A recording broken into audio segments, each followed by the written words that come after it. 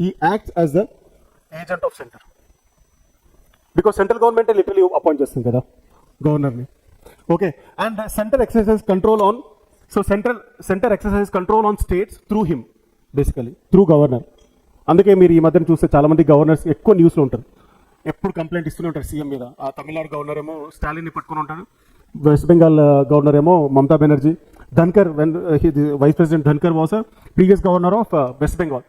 చీమ కుట్టినా కూడా లా అండ్ ఆర్డర్ ఇష్యూ ఉంది ఇక్కడ, ఏం బాగాలేదు, యూనో ఎవ్రీథింగ్ కంప్లైనింగ్ ఇక్కడ. సో బేసికలీ ఇక్కడ ఏమవుతుందంటే మీకు పిక్చర్ ఏమంటే, ఇక్కడ సెంట్రల్ గవర్నమెంట్లో బీజేపీ ఉంది, స్టేట్ గవర్నమెంట్లో వేరే పార్టీ ఉంది అనుకోండి, అప్పుడు గవర్నమెంట్ని పంపించి they try to control them.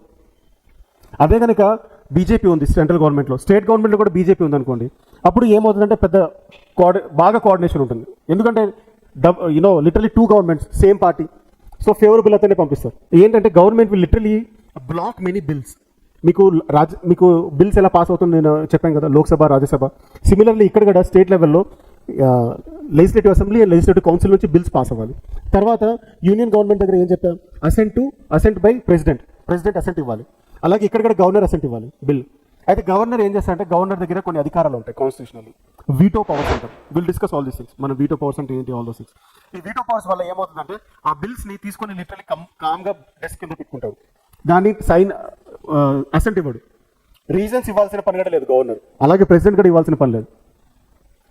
Okay, so అలా ఏమవుతుందంటే స్టేట్ గవర్నమెంట్కి అడ్మినిస్ట్రేషన్లో దే బికమ్ ఏ హెడేక్. అలాగే లిటరలీ మీకు తమిళనాడులో నంబర్ ఆఫ్ బిల్స్ పాస్ చేయకుండా గవర్నర్ ఏం చేశాడు, డెస్క్ కింద పెట్టుకున్నాడు.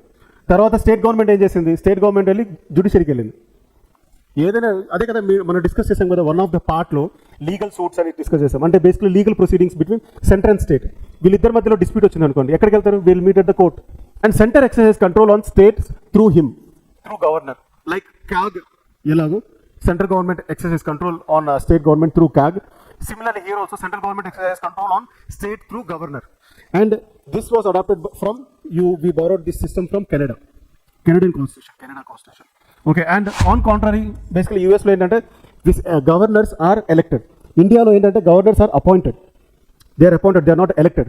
What is the difference between appointment and election? Elected votes esi elect chesukodam, ennukodam basically election ante.